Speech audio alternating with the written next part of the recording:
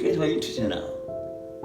Well, recently, research, just a couple months ago, the research showed that Silverman is in trouble because he ignored Adler. It's not enough that teaching people tricks, activities to be happy, but the societal structural problems, systemic discrimination, inequality. Here are the most recent findings show that lack of social support, lack of good stable income, lack of good health, lack of self-worth, not without a stable family, without meaningful employment, all these elements affect your happiness and flourishing. Okay? And look at that. All these things are ignored by Silverman. The next slide shows you more interesting thing. This is overall flourishing. This overall flourishing, okay? But when it breaks down, low income group, right here, high income group up there.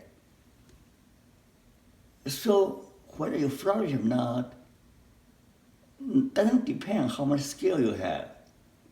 It depends on whether you have enough money to live on. In a race, white people up there, here, black people, only about 40% of people are able to flourish. That will apply to other minorities. Education is more interesting. Now, if you have a bachelor's degree, you are here, you are 74% of them. Now, this has been done by the Harvard longitudinal study as well. Having a bachelor's degree makes you much more adaptive, makes you healthier and happier than people without a college education. So a university education or college education is essential for your well-being and for your success. So all these new findings point out that simply focus on the individual here and now is not answered. We have to look at the social context, the society, and look at a person's past experience. Okay? So that's why Adler, most recent research demonstrate that Adler should be a big part of the past psychology. In that way, past psychology can be better. Now here's what it looks like. And Adler is from 1870 to 1937. He's a doctor and founder of Adlerian psychology or individual psychology. He usually considered as the first community psychology because he is saying that personal well-being resides in community health. In other words, individual health and well-being is dependent on the community well-being. Okay? Therefore, he will value equality, civil rights, mutual respect, and democracy, like core values. And his main teaching is that social interest is the best way to improve individual and community health well-being through sustainability, social justice, and community engagement. So now the emphasis completely changed now. The focus should not be on the individual, but on community, on the individual's interests in society and community. Okay? So he favored a psychosocial approach. So the person is socially embedded in a larger system. Okay? He approached psychotherapy to make sense of life. What bothers you is not what happened to you, but rather the meaning you attribute to the situation. So he talked like Frankl. So Frankl and Adler worked closely for many years. So you make sense of life by attribute meaning to what happened to you. Secondly, you make contribution. How? Not as a lone ranger, but making contributions through interpersonal relationship. Now here's another interesting. He thought to awaken people's social concern and encourage cooperation, social equality, and democracy. Now, here is something people don't talk about in parapsychology. Frankl talked about that. You need an awakening. Now, what is awakening? Awakening means that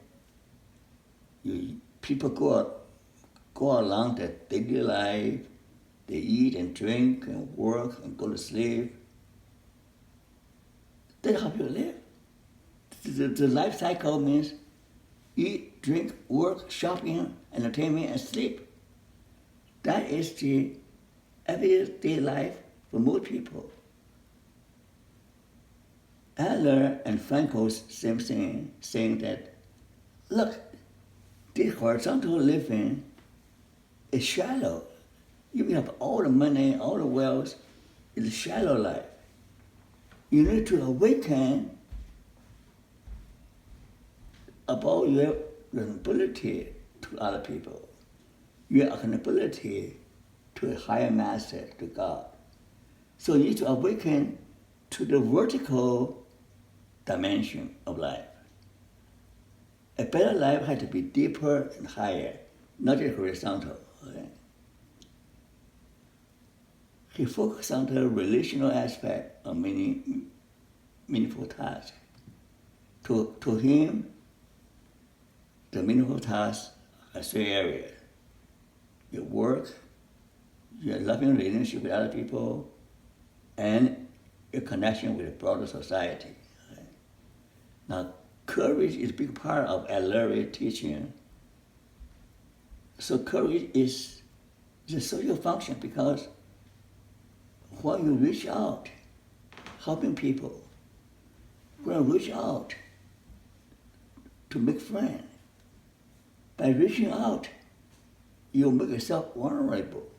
You feel vulnerable because you reach out, your outstretched hand might be rejected.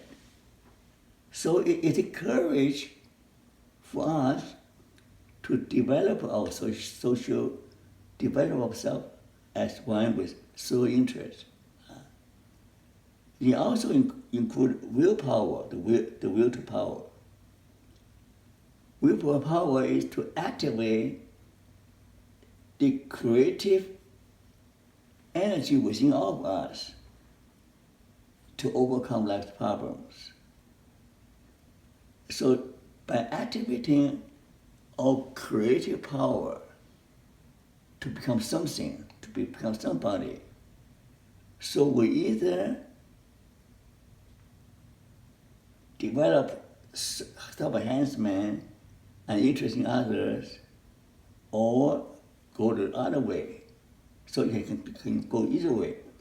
Either develop self-interest and creativity through serving others, or alternatively, endless striving for the fictional goal of perfection, which can never be reached.